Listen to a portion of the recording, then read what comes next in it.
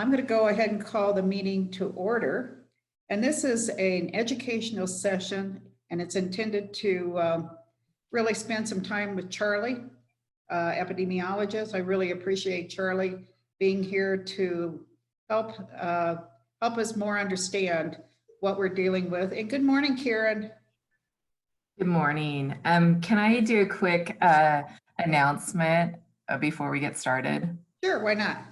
Sure. So I wanted to let everyone know that our staff epidemiologist, Carlin Porter, went out on maternity leave on, I think, March 13th, maybe. And we just learned that she had her little baby boy on Sunday.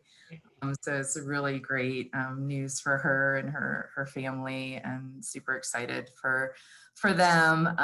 Healthy, everyone's healthy, and so it's really just a great thing to think about that joy coming into the world, and happiness for her and her husband and their extended family, because Carlin went out on maternity leave on March 13th, we knew that we needed to have some epidemiological guidance for our community, and hired Charlie on contract to do this work for us. And we're really happy that he was able to come in on contract part-time to be able to guide some of our strategy, and to be able to provide our local data in relation to the state data. So I just wanted to introduce him as well and thank him for all of the work he's put into this. He has another job, and he's been balancing that with doing this modeling for us. So wanted to take the opportunity to share that with you all in the community. And then I just wanted to acknowledge, because I know there's a lot of people on the community on this call, that, you know, the Board of Health is a volunteer board, and they are doing a lot of work, you know, on their own time to be able to help guide the community. And I just wanted to thank the board publicly for volunteering really your efforts to get us into new spaces around this effort. So with that, I'll turn it back over to you, Marky. Thank you very, very much, Karen. And I echo all the thanks. This board has been working very, very, very, very tirelessly. I know you're doing a lot of reading. I spend a lot of time on the CDPHE website. And if you haven't been on it, get on the CDPHE website. And that's Colorado Department of, what is it, Health? Public Health and Environment. CDPHE, come on. And Environment, I couldn't figure out what the E was. And they have links right to all of the mandates and what the criteria by business that's already been posted. It came up on Monday afternoon. We'll talk a lot about that on Thursday. And I know some of you wanted to get into a conversation today about board responsibilities and scope of discussion and decision making. We're going to hold off on that on Thursday, because we should be conducting that discussion at a board meeting and not an educational session. So with that, I'm going to turn it over to Charlie. Charlie, you're going to have to tell us a little bit about yourself, and then continue with your educational session. Sure. And Karen, did you have anything else you wanted to say on a lead in? I think that what Charlie's put together, again, is localized data to really look at what has been happening here. We know that the community, Pitkin County community, has done an incredible job at really suppressing the transmission of SARS-CoV-2 throughout the community.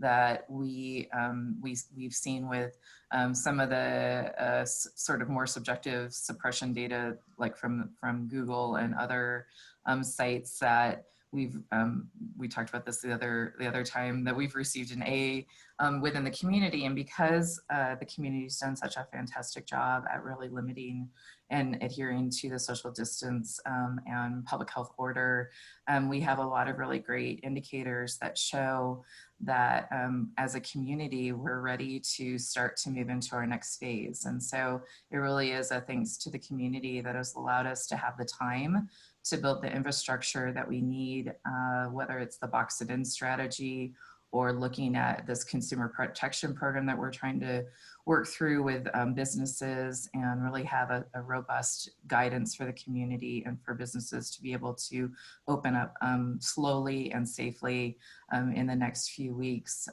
This is a really great place for us to be, and we have to be super cautious in how we start to lift the public health order, ease out of that in phased steps, allowing the data to guide our strategy. And I think about what our guiding principles are in public health, the guiding principles that the public health team crafted as this new department was developed less than, I guess, well, about 3 years ago. And one of the guiding values that we have is really to have data-informed decision-making. And that can be both qualitative and quantitative data that we're using to drive the decisions that we all want to think through.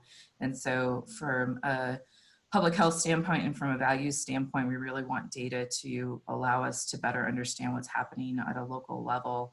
Another value that I just want to elevate and bring forth is our equity value, and that we really want to ensure that the most marginalized populations in our community are the most protected, recognizing that there are those that are more at risk because of high levels of exposure or because of pre-existing conditions or other demographic criteria that might make them more at risk for getting COVID-19. And as we start to move into a new stage with the box it in strategy, we really need to ensure that we're thinking about those populations and really making sure that we have good outreach and good communication and good strategies to protect marginalized folks with our equity lens. So I just want to put that forward.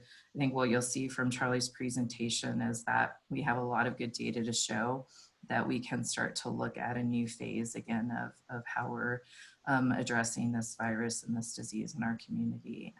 So I hope that that paints the way for discussion around the public health order and other strategies that we know need to be in place in order to ease that order. And again, I'll just go back to the box it in strategy that we've discussed in the past, as well as this business and community social distancing checklist and protocol, consumer protection, we're calling it, to ensure that those things are in place for the long term, because we know that social distancing will be here for a while, regardless of all of our other strategies. So with that, I'll turn it over to Charlie and let him talk through the details of the data. Thanks, Karen. Megan, you can go ahead and pull up the slides. And just in terms of background, I got into public health in about the late 70s. I have a master's in public health and a master's in microbiology, both with an infectious disease and epidemiology track. A lot of the work I did early on was on Rocky Mountain spotted fever. But it was an interesting project because it was more endemic on Cape Cod in Massachusetts than it was here in the Rocky Mountains. So it was fun to spend time there. I did a lot in medical education over the years throughout my career, and then ended up here lately. Moved to the Valley 8 years ago, so I'm a relative newcomer compared to many of you. And my other company that I'm involved in, I do a lot of consulting for small businesses. So I'm very tuned in right now to the pain that they're feeling with a lot of the shutdown and in response to this virus. So my task today is to kind of walk you through Pitkin County's criteria and supporting data for moving into our next phases of response to COVID-19. And I wanted to start off with a brief review of why suppression strategies work, and then we'll move into the evolving criteria and supporting data. Just in terms of a quick comment on modeling and data analysis, a lot of the data that we're looking at, we'll have actual data to support our decision-making, but modeling is used to support decision-making when we're uncertain of the data, or when we don't even have data in certain areas. So the models are idealized situations. One of the more intellectual questions in microbiology is, are viruses alive? You know, if you want some interesting reading, you know, try Googling that and looking at the arguments on both sides. The SARS coronavirus 2 particle has a diameter of about 120 nanometers with a strand of RNA surrounded by protein and lipid layers. To give you an idea of the size, there are 25,400,000 nanometers in an inch. So if you divide that by 120 nanometers, if you put viral particles side by side, there are 212,000 viral particles in 1 inch. So they're kind of tiny little guys. And that has repercussions when you talk about face masks and things like that, and you know, filtering out those viral particles. If a viral particle was sitting on the desk in front of you and you did nothing, it would just desiccate and fall apart eventually. It cannot reproduce on its own. Its lipid coat is key because it makes it, if you run your hand over a surface, it's more likely to adhere to your fingers or your hand than it is to the surface that of a countertop or something like that. So that's why washing your hands and wiping down surfaces is so important. And unless you pick it up and actually introduce it into your body, touch your eye or your mouth, it cannot reproduce on its own. It has to be in a host cell. So that's why not touching your face is so important. And of course, it can be inhaled in certain instances, such as someone coughing or sneezing in your face, which is why wearing masks and social distancing is so important. And finally, if you picture a map of Pitkin County and put a dot, everybody who's appropriately isolating at home, and then the next morning put those dots into motion, they end up congregating in certain areas, certain nodes. And that might be City Market, the post office, Whole Foods, pharmacies, places like that, which is areas where viral transmission can happen, which is why our stay-at-home orders have been so important in preventing viral transmission. Next slide.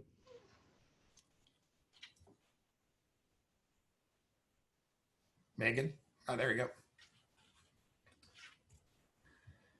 So all of these strategies together are aimed at interrupting viral transmission. And as epidemiologists, we look at a reproducibility number called R0 of various pathogens. And to give you an idea, the R0 of influenza is about 1.1 to 1.4, which differs from like the measles virus, which is 12 to 18. So you can see how a measles outbreak could really expand very quickly. Our studies have shown that the R0 of the SARS coronavirus 2 is between 2.0 and 2.5. So the chart here, it kind of illustrates one infection can lead to 2, which leads to 4, 8, 16. So in just 4 generations, you can go from 1 to 16 infections. If we can reduce that R0 number to 1 or less than 1, then it goes from 1 person to 1 person to 1 person to 1 person. And by the 4th generation, you still only have 1 infection. Next slide.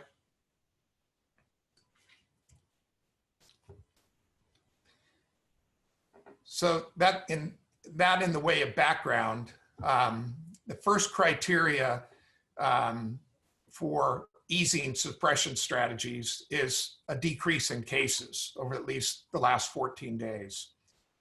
So we can look at, if we had PCR testing that on everybody, we can look at how our cases are progressing. But in our case, especially looking retrospectively, we have to look at proxy measurements like new cases in healthcare workers and hospital admissions. But going forward, we're focusing on PCR testing for everyone that's symptomatic through AVH and our primary care physicians. So we do expect to see reported cases rise because of that, just because we're actually doing the testing. One of our hedges in looking at that data is going to be continuing to look at our community symptom tracker. So we could actually get information on what's happening at the community level, just in reporting any types of influenza-like symptoms.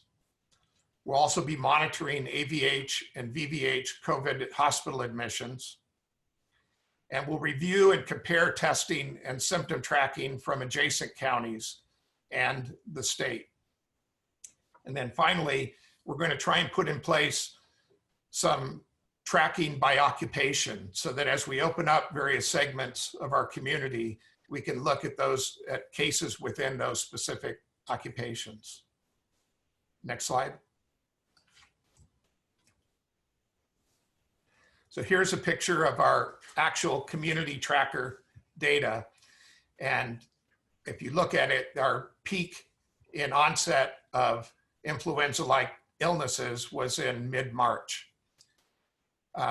Because we didn't have a lot of confirmed testing for cases, you could see that next line right below it is the confirmed cases, but it kind of parallels, you know, what the community tracker showed. And then the bottom line adds probable cases just based on the history of the patient. So we're collecting this information on an ongoing basis, and we'll be able to see any spike in the data. And we're also collecting similar data from Garfield County and the Roaring Fork section of Eagle County so that we can kind of continue to monitor people's movements through those areas as well. Next slide.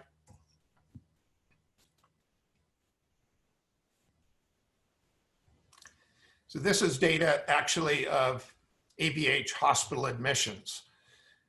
And over the course of time, even since March 9th, they've been averaging less than 1 per day. 2 were transferred to a higher level of care at a lower elevation from the ICU, and 2 were transferred from the emergency department. So we're kind of, there's no real big spike. The range of these is 1, 2, and 3 per day. We've never had really challenged our AVH's capacity. And we're also watching this kind of data from Valley View and other Colorado hospitals as well. So retrospectively, we have our symptom tracker and hospital admission data, which tells us that we flattened the curve, and going forward, we will actually have PCR test results for symptomatic patients. Next slide.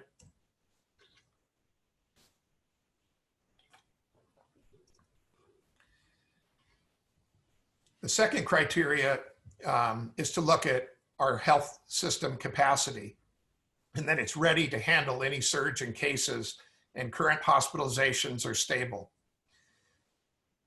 And right now we've never, like I said, we've never really challenged AVH's capacity to any degree, but in advance of a potential surge, they've done a lot of great planning, which I think is a testament to our IMT, Dave Ressler and his team, and to cooperation of all the regional hospitals to put in place plans to handle any kind of surge that might come forward. Next slide.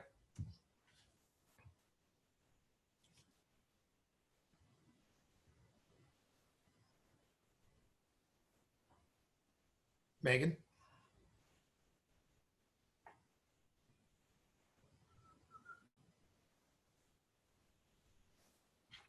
One back, went too far.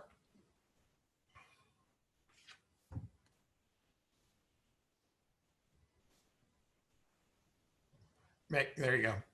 Now one more. There should be one in between. The third criteria is that testing can be performed on all patients. There we go. So where do we stand there? AVH is now focused on providing community testing, PCR testing, and some of our PCPs, our primary care physicians, are also providing PCR testing. And our objective is to test all identified symptomatic individuals and their contacts. As some of us, some were talking even before we got started this morning, we also need to keep in mind that testing and the associated PPE capacity is going to be stretched in the future. As construction and businesses open up and their workforce returns from Garfield and Eagle counties, as professional and service offices open and our population starts to spend more time outside and potentially down valley. Ultimately, as wedding, events, tourism, and lodging opens, visitors may come in from endemic areas. And as schools open, both parents and kids will face increased exposure. So these are all going to have an impact on our ability and how many tests we need to be able to do on a daily or monthly basis. There really hasn't been much guidance, for communities in terms of per capita testing capability or capacity. Yesterday, at the federal level, they announced that we got to have at least 2%, be able to test 2% of your population per month. And, I think that's a very, very low number compared to what we're going to need to be able to do going forward. We've been able to stretch our capacity a bit by using private labs. The state lab says they're going to have a better turnaround. We started testing on Friday, and right now we have 18 pending and no results back from the lab yet. So it would be great if we could move to a point where we could do testing within hours, but we're not there yet. We're going to have to continue to rely on private labs, at least for now. Next slide.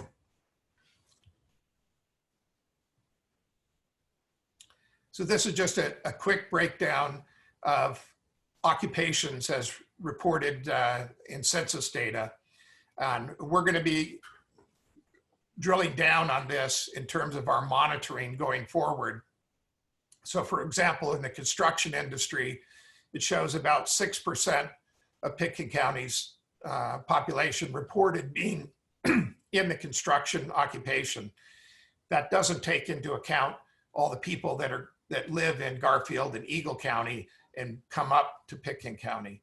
So we'll be having to look at monitoring programs that will know the number of people here, but we're going to also have to look at and cooperate with Garfield County and Eagle County on monitoring that labor force moving back and forth as well.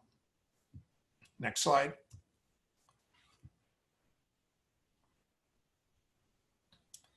So epidemiologists use a model that, and this is just a standard model, it's called a compartment model that uses differential equations to mathematically model infectious disease outbreaks. And they're pretty idealized. You might have seen these from some of the state reporting. If you look at the blue line that starts up in the top left corner, that compartment is our susceptible population. And it declines at a typical epidemic as infections and people who are exposed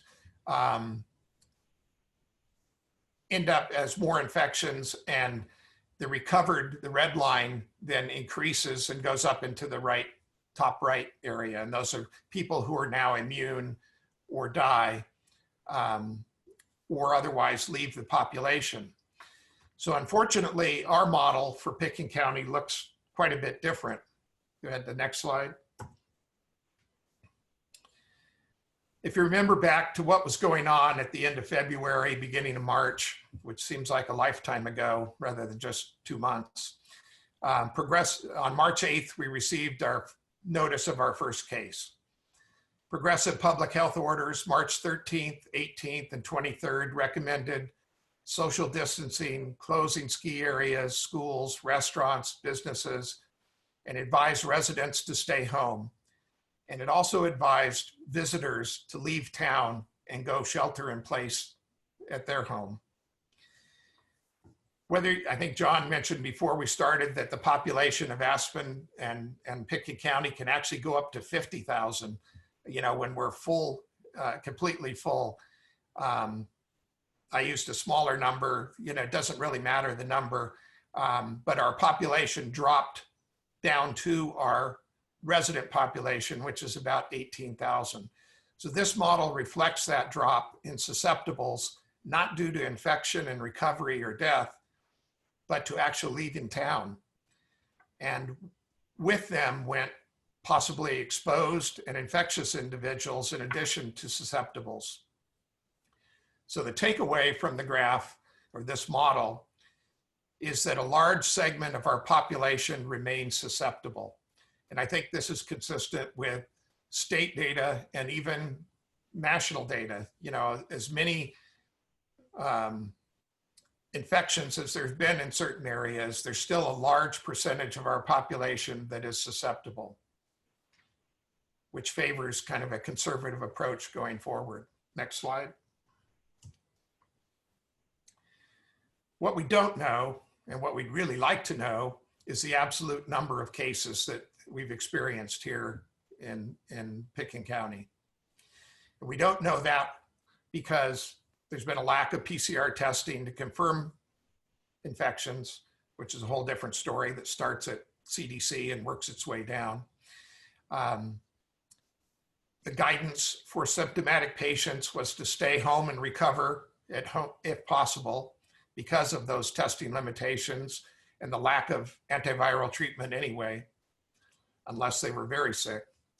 And protective PPE gear was in short supply.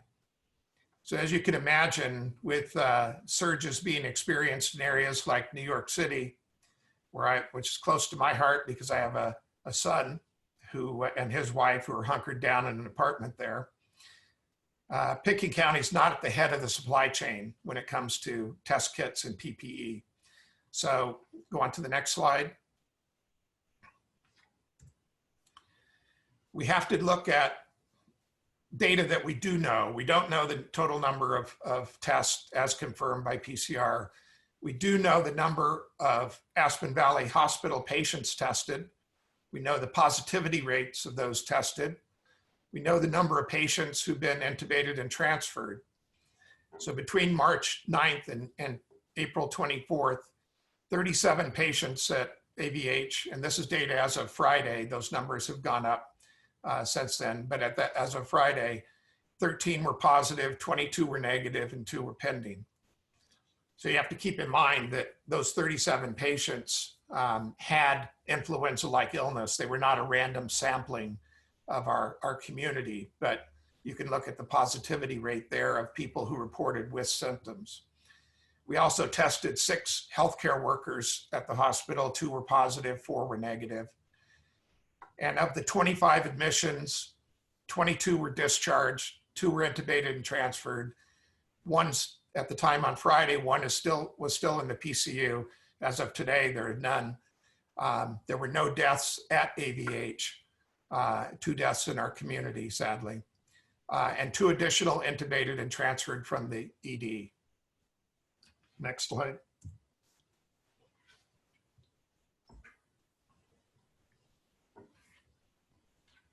Next slide, Megan. There you go.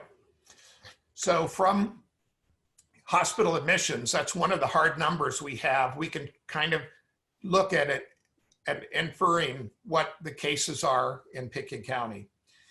If you look at Colorado data, and this was again as of Friday, 2,237 people were hospitalized, or 20% of cases required hospitalization. Just using that number, that would say we'd had about 135 cases in Colorado, in Pitkin County.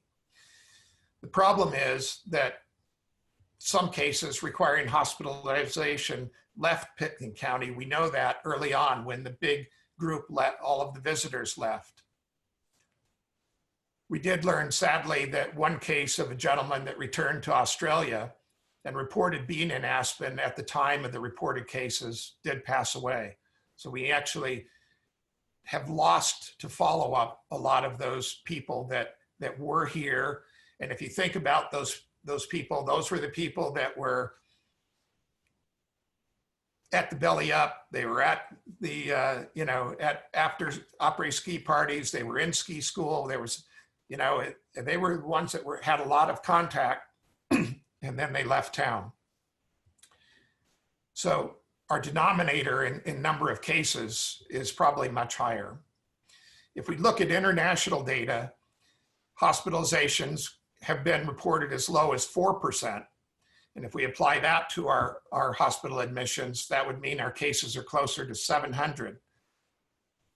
And you may be seeing in the news and in literature now that Los Angeles and Santa Clara, California, have done some sero surveys, and New York as well. But in California, both of them had fairly similar numbers, that about 2.8% of their population were previously exposed or have detectable antibodies using their test. And that would equate to about 504 cases in our county. So we have to be cautious a little bit, because the virus doesn't spread homogeneously. It spreads differently in an area like New York City or San Francisco or Silicon Valley versus a rural county like Pitkin County. It spreads in dense urban areas differently. And their studies may also be a bit flawed, depending on the tests they use, whether it had false positives. In Santa Clara, for example, they used Facebook to recruit patients or participants. So people that thought they might have it or wanted to know whether they have it signed up. So it may not have been exactly a randomized sampling of their population. But for epi purposes, I think we can use a range of somewhere of 500 to 700 cases being here in Pitkin County. Next slide.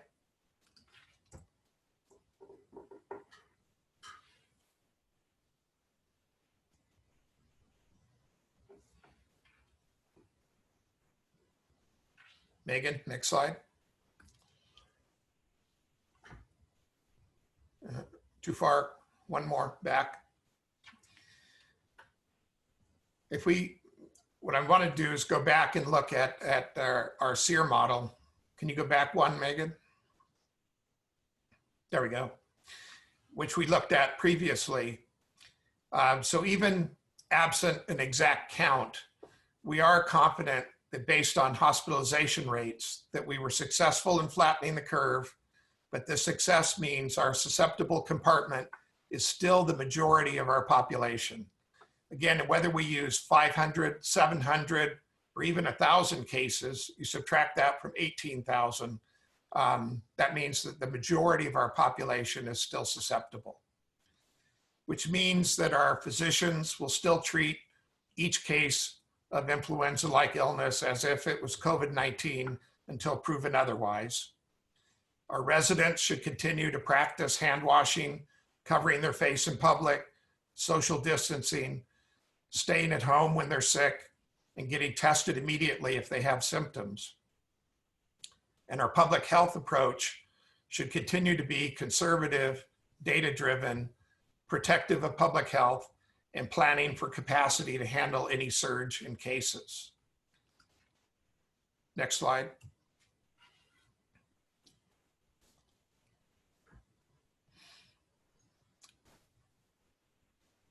Next slide. Sorry, Charlie, if you could just bear with us for one moment. We're having technical difficulties and I'm no worries. okay. We'll make sure we get all this troubleshooted for our next meeting. I'll go ahead and keep going while they're doing that. The fourth criteria is that we need to actively isolate and quarantine contacts. And we're ramping up our army of investigators and contact tracers by currently focusing on training and streamlining our processes for efficient follow-up and of isolation and quarantine individuals. Just like the hospital continues to prepare for a surge in cases, public health is building up its infrastructure as well. And I think this timing that we've put in place now to extend the public health order until May 8th is going to be important timing to allow for that infrastructure to be built up. Finally, the fifth criteria is maintaining communication to the public and employers of the importance of social distancing and reporting all symptomatic individuals for testing, and putting indirect and direct enforcement in place, which is being discussed at all levels. And finally, we should recognize the continuing need to protect our aged population with those with underlying medical conditions, our populations most at risk. If you could see this slide, you would see a graph of the population age breakdown for Pitkin County. 41% of our population is 50 and over. 26% is 60 and over. So what's the risk to those groups looking at statewide data?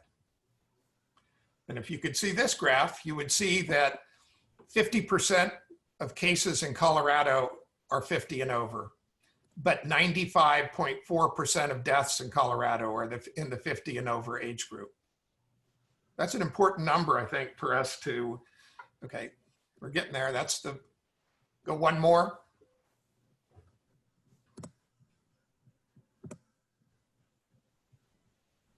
There we go. Perfect. So you can see from this that 95%, if you add up the deaths in Colorado in the 50 and over age groups, are happening in those groups. 78% are in the 70 and over age groups. So these are the numbers we need to take to heart to make sure that as we open segments, we protect those age groups as much as possible with appropriate guidance. Next slide. Go back one.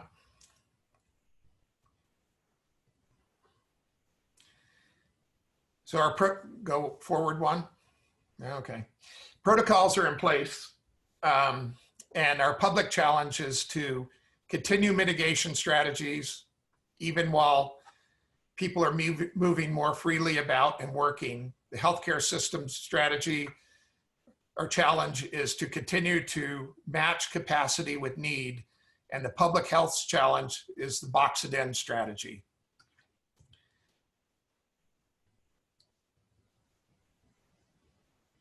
There we go. Go one more now. So we are looking at data in our population through our emotional tracker survey as to how they're feeling about all of these hand washing, social distancing, staying at home type activities. And they're all rated somewhat or very easy by the majority, except disinfecting surfaces. And that's basically because they can't find the supplies on the shelves in the grocery stores because of panic buying, but the supply chain does seem to be catching up. So one of the things we'd like to add to this survey now going forward is some questions about whether we're going too fast or too slow, so that you get immediate some better feedback on a weekly basis of, as we start ratcheting things up, you know, how the community's feeling about those activities. Next slide. We do know that the current plan is sound, but also realize the cost of current suppression strategies are high, both in terms of economic and personal hardship. So we need to find a way to live with COVID-19 for likely some extended period of time, since antiviral therapies are not perfected yet, and we don't have a vaccine yet.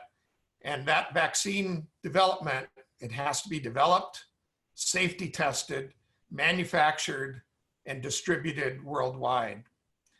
Until then, we have to make decisions locally about the pace and best approach to reopening certain businesses and activities to protect our community's overall well-being. Next slide. Just two more quick things. I want to kind of give you a case for gradual easing that kind of relates to some of the consulting work that I do now with small businesses. There's be a tremendous time, financial, and emotional cost to restarting a business, a school, or organization.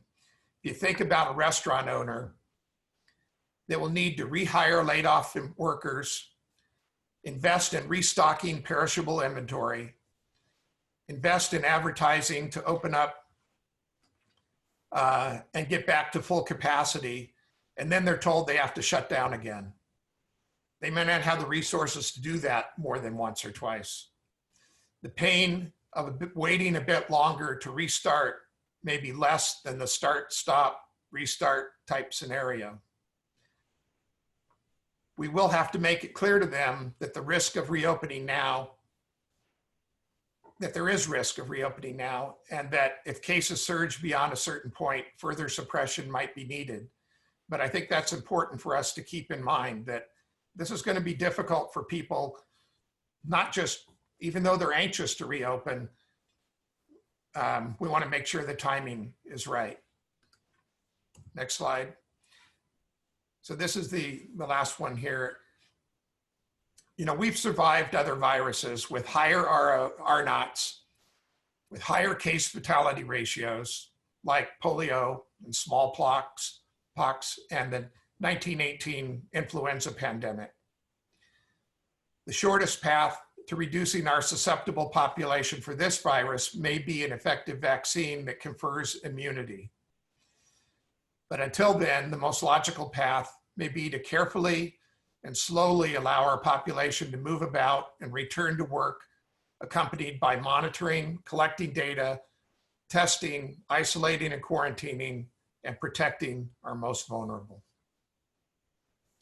So if you have any questions, I'd be happy to answer them now, or I'd be happy, you know, if any of you have questions anytime, you can email me at charlie.spickert@pitkincounty.com or give me a call, and I'd be happy to talk to any of you if you have any questions. Tom? Do you predict the date of a case, the date that you actually test or have the patient in the hospital, or when they say the onset of symptoms began? In which chart? In the chart that you showed the AVH cases. Those are hospital admission dates. Thank you. Mm-hmm.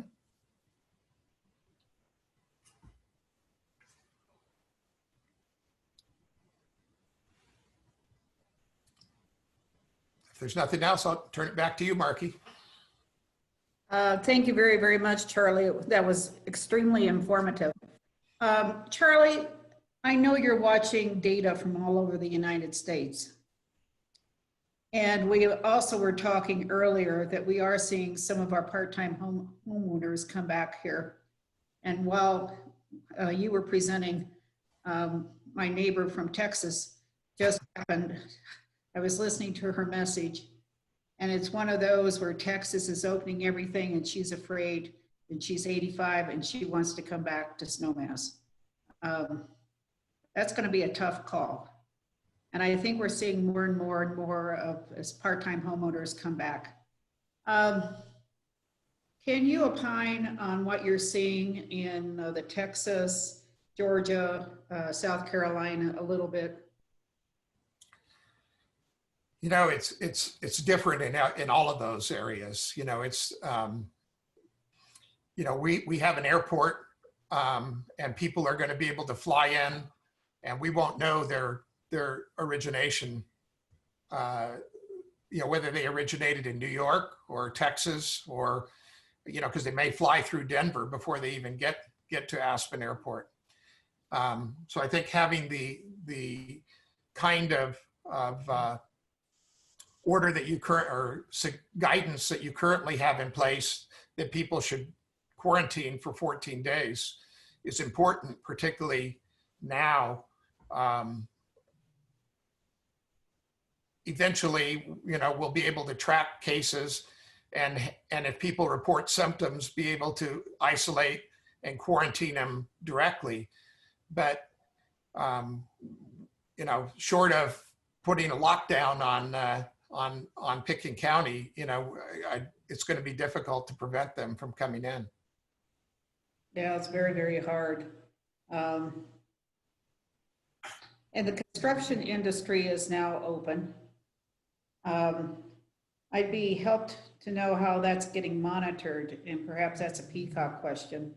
Yeah, I was up at a couple of sites yesterday and talking with John last evening. I already found one site non-compliant.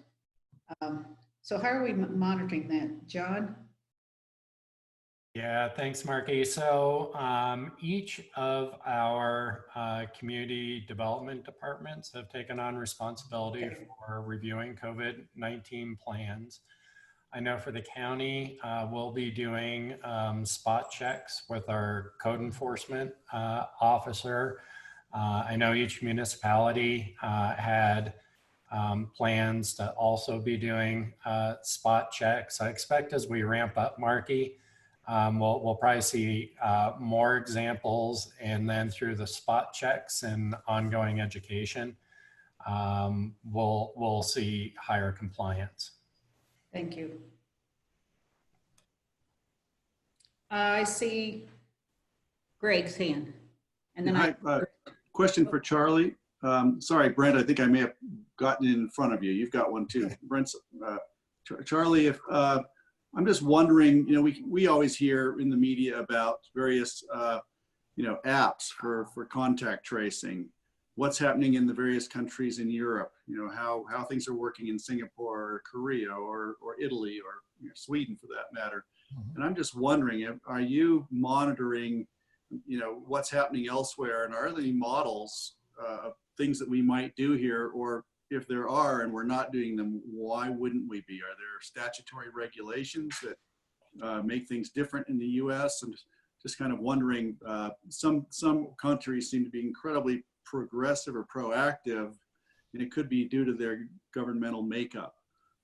So it's interesting to see that from here and wonder why we're not doing it or why it wouldn't work here.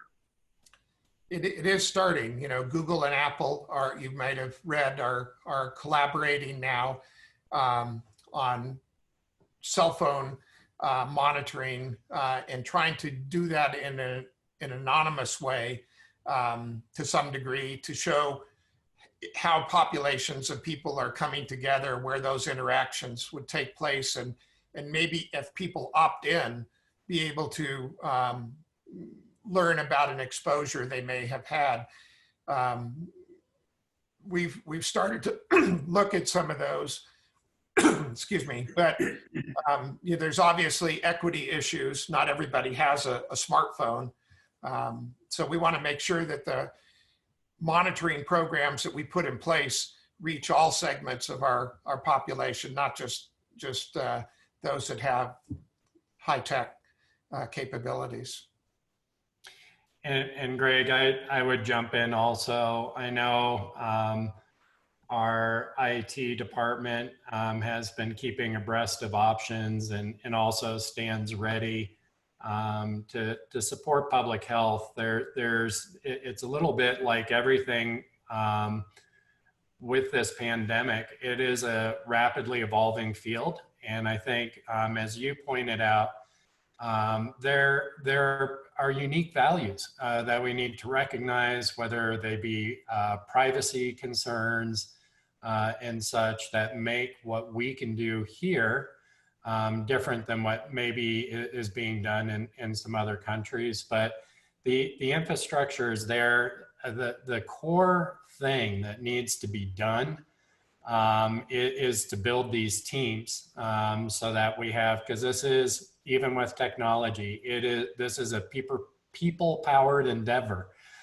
And then to build that infrastructure to make the teams as efficient as possible. Mm-hmm.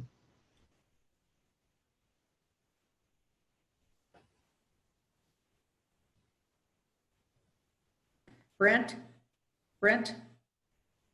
you had. You made us just a couple real quick things. In terms of those apps that are being used internationally, from what I gather, even a 50% compliance is viewed as a win. So whatever of these contact tracing type apps, Bluetooth, they can be essentially voluntary or can be completely voluntary. But if we get even close to 50%, it gives you, from, say, as I understand it, from an epidemiological standpoint, some pretty good data. That was one comment I had. Another comment was that seems to me that we really need to stress this mask wearing and social distancing. That's something, because especially with an influx of people, we're going to have people that you know, want to, I want not disobey, but act a little bit less conservatively than they should. And I think, you know, that would be an important thing for the public to have a kind of a constant awareness of how important that the mask wearing and distancing is. And the third thing, just really quick, and this I address to Kim and Tom and whoever else, the doctors, is that from what I have read, that the whole business of staying at home, monitoring your temperature, and then when you have symptoms sufficient to go to the hospital, I've read that that's completely wrong, that was designed to keep the hospitals from being overloaded, but that now that they realize, because of the eccentricities of this disease, and especially this thing they call silent hypoxia, that you can have blood levels. They've even seen people talking on a cell phone as they walk into the hospital, and 8 hours later, they're in the ventilator. And the point being that the remdesivir and these other interventions, and even perhaps just getting early oxygen, keeps this thing from getting worse. So that really you want treatment early on for this potential pneumonia that you may have. And they're talking about having people have their own oximeters and so forth and so on. Anyway, that's all I wanted to say. I don't know. Kim, do you want to talk? Yeah, sure. First of all, I just wanted to also thank you so much, Charlie, for going through that. That was really helpful. And on an ongoing basis to have these numbers kind of put into the whole public health direction here is essential.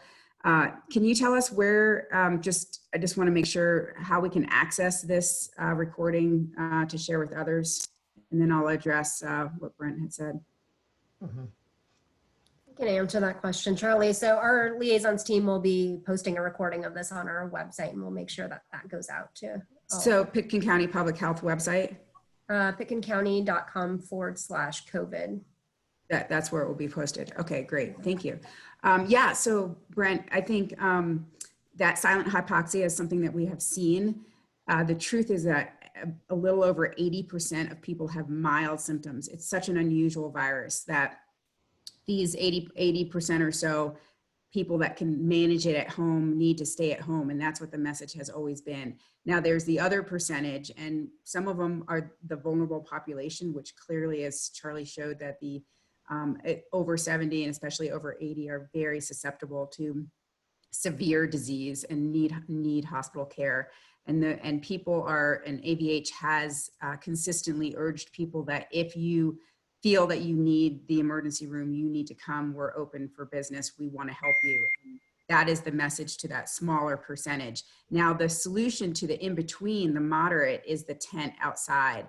And so we have always urged patients to talk to their doctor, and if they're having any type of issues managing at home, that tent is a place to that a patient can be evaluated and get their oxygen checked, because that is essential. And we have seen the silent hypoxia, and that tent is kind of the solution to keeping people out of the emergency department who don't need to be in there, because it is actually a high-risk place for a patient to be. And the tent outside is a great solution for patients to get their oxygen saturation checked to make sure they don't have that silent hypoxia.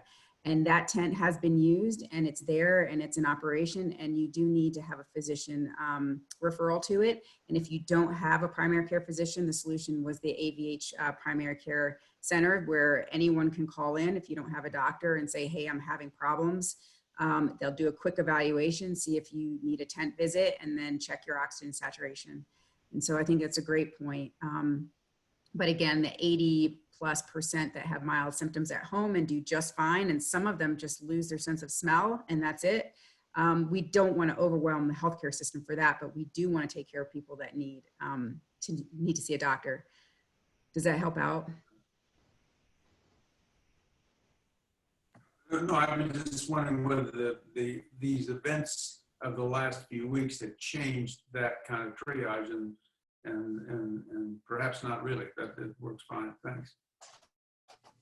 I think that triage is in place and should work very well as long as people reach out to their physician or reach out to AVH if they're having any difficulty at home, or they feel like they're having any difficulty problem breathing, and they can access the system that way. And of course, the ER is always open if anyone ever feels like they need emergency care. I have a question, and probably this is going to go to John, and then I'll call on Tom. John, since the airport is under your auspices, do we do any tracing or thermal scans when people come through our airport? Yeah, so right now, Marky, we are set up to capture everyone and make sure they have our quarantine and public health information. The airport is looking at those types of technologies, and I think that goes back to some of the earlier conversations when Charlie was talking about the different industry sectors and such. We're going to need to spend some time really understanding what works in terms of airport screening. I know temperature screening is something that was done. What we are not clear on until we have a little bit more capacity to look at from a public health perspective is, so was it effective? Did it decrease risk or actually increase risk because of the way it was done? So we are, I have airport staff looking at those options and also consulting with the FAA on any forthcoming guidance that they may have. And we would anticipate that as we build our public health capacity, we'll need to bring some of that subject matter expertise to the table. I think it's important for everyone to understand that basically nationwide, air travel is down over 90%. And it's even more so here. We are not seeing airlines planning to return significant capacity really through the summer. We are seeing some flights being added for June right now, but May we're going to stay at a very, very low level. I think June is going to depend very much on what happens with our conversation on Thursday and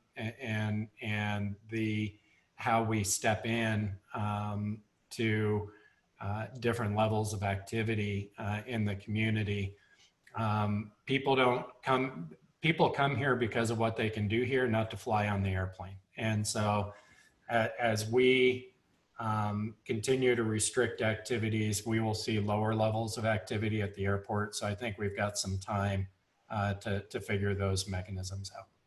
Thank you very much. Tom, you had your hand up. Yes, I would like to compliment Charlie on his superb presentation, and first go to John's point, because I was on the ASC committee months ago, that you take advantage of the airport informational people to educate the population of passengers as they come in as to what they need to do to recognize symptoms, and so any cases can be properly identified and quarantined. The second thing is, I'd like to ask, with Gabe Muthing doing testing in the community, do we know what results that he has at this point and how that can be utilized for attaching to additional cases that might be identified at the present time? And lastly, I really think that the population that we have at the present time is going to be viewed in a different way as to what happens with the events. And I'm on the Wheeler board where we have Justin Brown from the Music Festival, who described to us at our last board meeting last week that on May the 15th, they're going to make a decision as to what they're going to be doing for the rest of the summer. So if you look at that date with the music festival and communicate with him, you might use that as a kind of a point or date that you work around.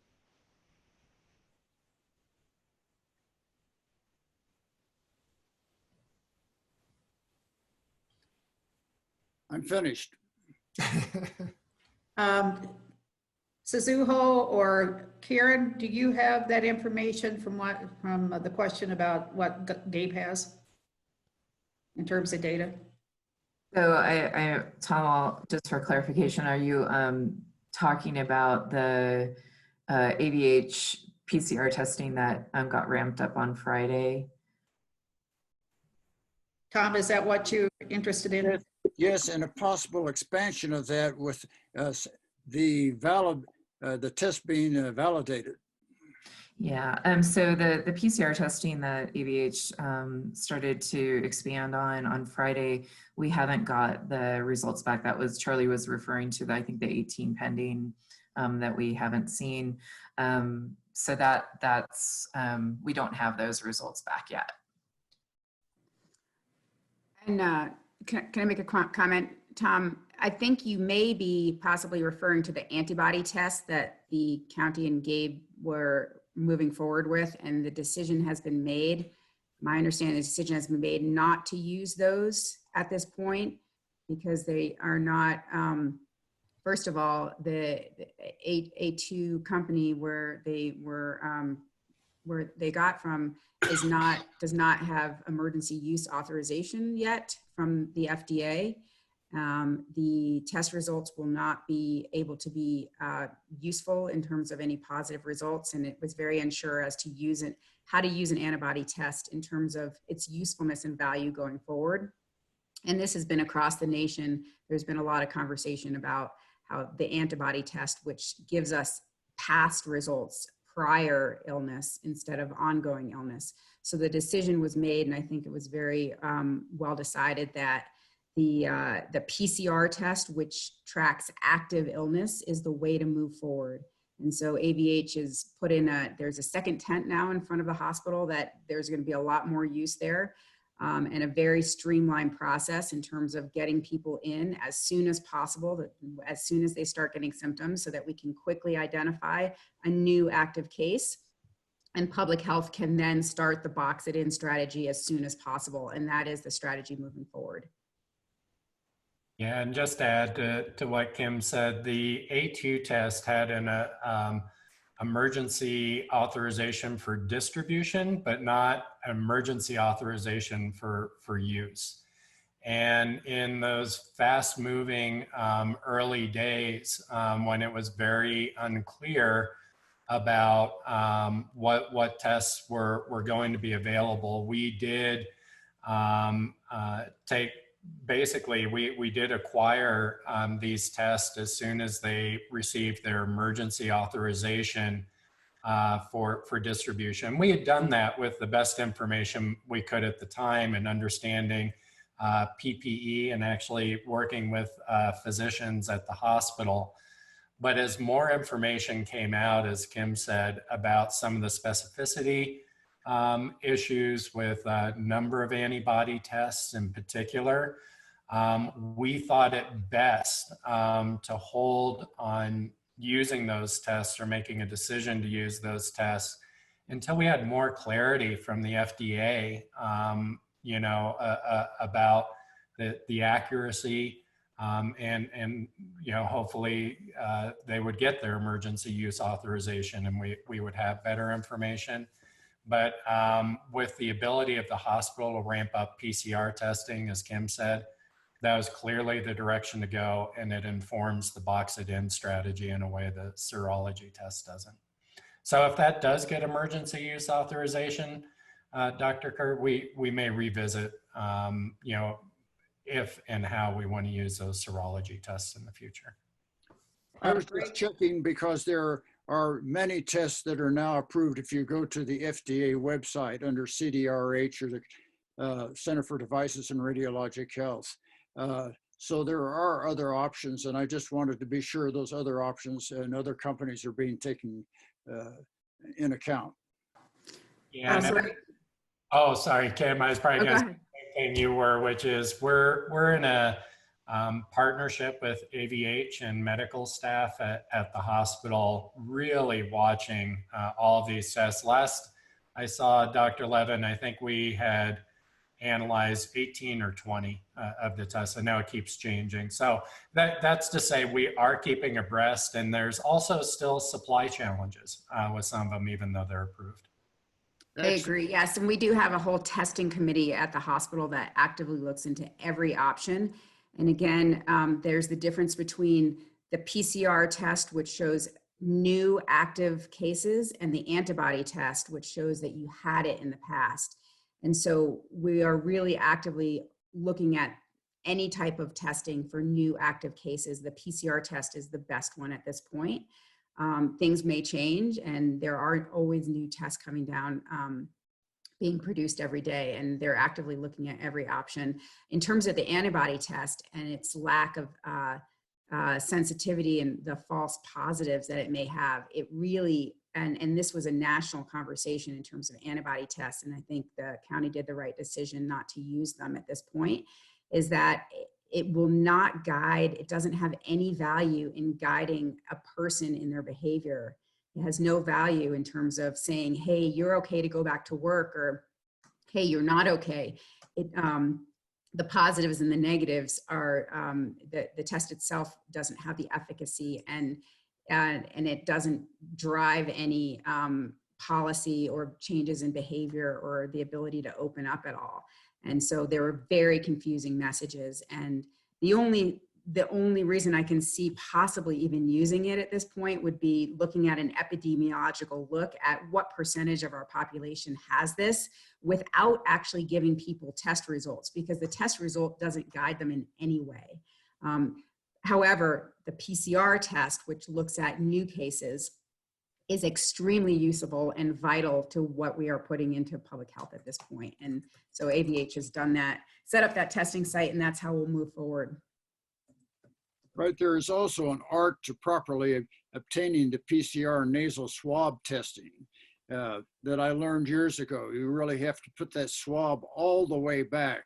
And so the New York population that was recently, they counted the dead and the number that had positive nasal swab tests, and it was less than half, surprisingly. Yes, that is true. And it's uncomfortable. And we have very skilled people at AVH who have a lot of experience in doing this test. And again, there are a lot of different tests that are being produced now. You may have read about a saliva test or a swab in the mouth. And so our testing committee is actively looking at all of those options. And when a good option comes up, without compromising sensitivity and specificity, they may decide to move forward with that. And at this point, that uncomfortable nasal swab is the best option.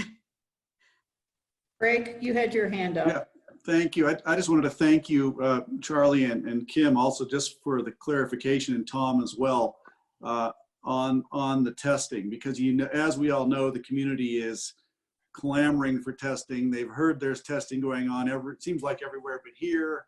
There's a lot of frustration surrounding it, and it's really important to have that message out. So everything we can do to get that message out is great. The question I had was, is there any value for epidemiological, documentation going forward to actually sample people and preserve those samples so we have an archaeological record of what was happening here? I'm just trying to think of a way we can engage the community and show them that we're being active on this, or demonstrate that if there's any value to it, because of course people want to be tested. It's just a broken record is what we're hearing. And the more information we get out about it, the better. But is there any other middle ground? Could we be doing sampling and preserving those samples with a date stamp? So perhaps we can go back and look at how this thing spread later. Is there any value to that? Or is it even affordable, something we could consider? Telluride, you might have read about Telluride doing sampling their population with a full blood draw.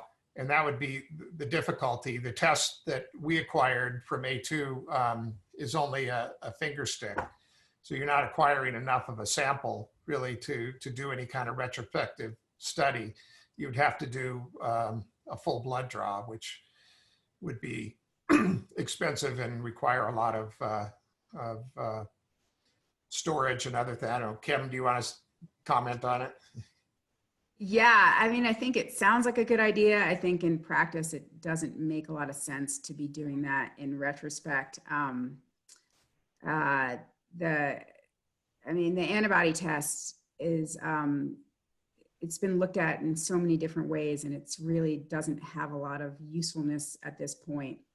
Again, I think the only usefulness might be if we use it on a widespread basis, but do not tell people their results, which is what people want. And we understand that, because it does not have any value in terms of what your result is. It doesn't help guide anyone in any direction. That's what we've discovered. And so it doesn't make a lot of sense. And I know the media, and there's been just such a huge conversation around the need for testing. We are actually providing the critical testing now that we absolutely need in this community. And at AVH, the new symptom and identification of new cases is the goal right now. And that is the most important thing in terms of looking at. I think Charlie did such a great job in terms of trying to estimate how many cases we may have here based on hospitalizations, and looking at percentage of hospitalizations in the state and in international data in LA. And I think that may be the best estimate that we have right now. That makes a lot of sense to look at it that way, that we may have anywhere from 135 to almost 700 cases. And if we just assume that, and I think moving forward, it makes a lot of sense to assume on a population of 18,000 that we have a very low rate. Our percentage is low. And so that means moving forward and using those conclusions moving forward in terms of, we need to open up very carefully and slowly, because we have a very low number of cases positives in our community. And I think it really helps guide that decision making right now. I think the antibody test unfortunately did not pan out, and John really mentioned, and this is true, the county was right on it, and this is so rapidly moving and developing that at this point it panned out not to be a useful test. And everyone wants testing, and I understand that. Unfortunately, it's not very useful, and maybe there will be antibody tests that are produced that are a lot more useful, but it's hard to, it was not, I think the decision made not to use them was very good, because it would confuse and send wrong messages to everybody and potentially send our community in the wrong direction, where I do think we're in the right direction now.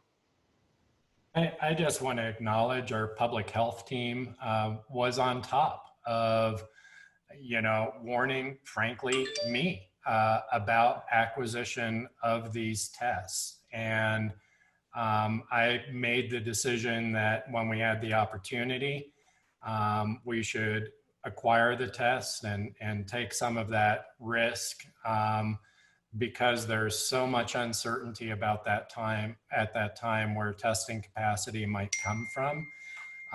So it's really, public health understood this.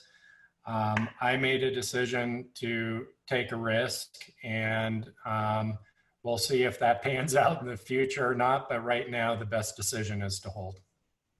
And if you John, think about it. Wanted to say, I wanted to say I do support and appreciate your explaining this and the positions you've taken. I think, John, you made the appropriate call there. Kim, I hear it and I get it. And I think this is really the most important thing we can disseminate about the testing. It's not going to be it's not going to be really popular, but we all need to hear this. And absolutely, everybody wants a test, and it's a nationwide issue. And if you think about the antibody test, if there are false positives and you get a test and you test positive, and then you're told, you know what, there's a maybe up to 30 or 40% chance that you're actually not positive or higher, what do you do with that information? And if you are positive and you feel, okay, that's a great test and that's a great result as an individual, I'm immune, now I can go out and start working, or I don't have to, I have immunity, so the social distancing doesn't apply to me as much, it's fine, I'm good to go. This is very dangerous, and I think could create a lot of danger in our community because it's not it potentially is not a true positive, first of all, and second of all, we don't understand the immunity of this disease yet. There are some viruses that have immunity for years. There are other viruses that have immunity for 1 or 2 years. There's others for months, and then there's others that you can get reinfected in the same season. So this will pan out at some point where we'll get more information about the immunity. Does this virus, are we immune for life? Are we immune for a week? We have no idea. And so a positive result is only going to confuse everybody and potentially have danger to the community. And that's why. And if you really walk it through, and a negative result is not quite as dangerous because you feel, okay, I didn't get it. I still need to adhere to the masks and the social distancing, and I'm not ready to go back to work. But that positive result is really a dangerous result and doesn't have any value. We can't guide anyone in what that result really means. And I think because of that, it was a great decision not to use the antibody test. And again, just go forward with identifying new cases as quickly as possible so we can contact trace, isolate and quarantine, and really put out every little fire that comes up and going forward, so that we can continue to open up and make steps to open up the community, because again, we can't stay in this suppressive mode. So we do need to move forward, and it does need to be done very carefully. Are there other questions? Charlie, yesterday, I do have one. Trump was talking about 2% in terms of testing. What is your recommendation, particularly for our community? A lot more than that. That's what I thought. Yeah. There isn't really good guidance for communities at this point, but one of the ways, as I mentioned, that we can hedge that is both acquiring test kits here locally, but using the state and private labs as well, so that we can test everybody that needs to be tested. In a small community like ours, like we saw in the initial phase, we will probably see clusters of cases that happen around, individuals traveling here that will need a lot of contact tracing and testing. And then there might be periods where we wouldn't need as much testing. So, and we'll be looking for cases that are not related to that initial contact as well, so that, we know whether there's community spread or not. But 2% would be 500 cases a month, of tests a month. I think that's probably a lot less than we'll leave. We had 10 or 18 in the last couple of days. Other questions? Tom, you're muted, and then Bill Madsen. Tom? There you go. Nope. You're muted. You're muted. Okay, Tom. Now you're muted again.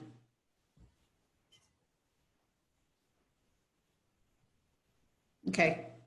I'd like to suggest that you get in contact with Justin Brown, the general manager of the Aspen Music Festival, because if they go, they're going to have like 1,000 students coming in from various locations. And their opera people come in from Milan, La Scala, which is right in the middle of northern Italy. So how do you deal with that? I think he needs some advice quickly about how to deal with this if they decide to go, and how they should stage it. Yeah, and Dr. Kurt, just so you know, I am in regular contact with Alan Fletcher on a weekly basis. So they are aware of what we're looking at from a policy perspective and making decisions based on that. So I'll be sure, I'll be on a call again this Wednesday. So we are in touch with the music school. Thank Excellent, excellent. you. Bill Madsen, you had your hand up. Yeah, just curious, based on the statistics and how the disease is targeting the older generation, as the Board of Health looks towards policies to slowly reopen, does it make sense to contemplate policies that are geared towards stay-at-home restrictions for the older generation as we look at ways to slowly reopen? Absolutely. I think there should be guidance, at least for them, that to continue to shelter in place as much as possible.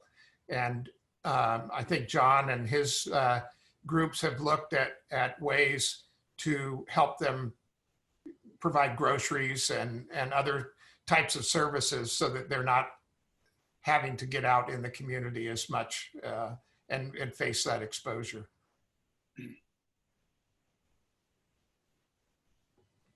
Okay, good question, Bill. Do I see any other hands going up? If not, I'm gonna wait a minute here. Charlie, thank you. That was excellent.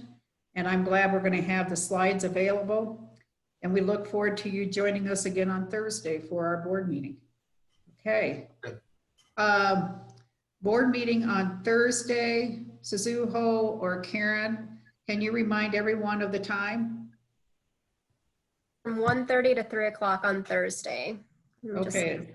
Invite, and we'll have it public noticed in the next day or two, hopefully. Yeah. And will you be sending out? 4 hours before. Okay. Will you, Suzuho, send the CDPHE guidelines around COVID and various businesses, or should each one of us go on the website and pull it up?